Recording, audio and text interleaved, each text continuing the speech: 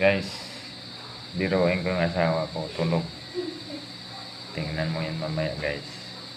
Ito yung ilagay ko dito sa ilong. Ito yung ganunin ko lang. Kung ano ba ang reaction niya. Or magalit siya or ano kaya. Abang-abang na lang guys kung anong resulta.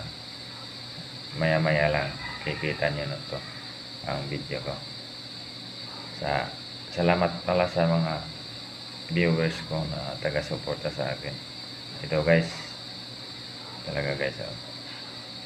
Tingnan nyo guys. Lagay ko dito sa ilong guys. Tingnan ko lang. Kung anong yung reaction. Sige, abang-abang na lang guys. Salamat.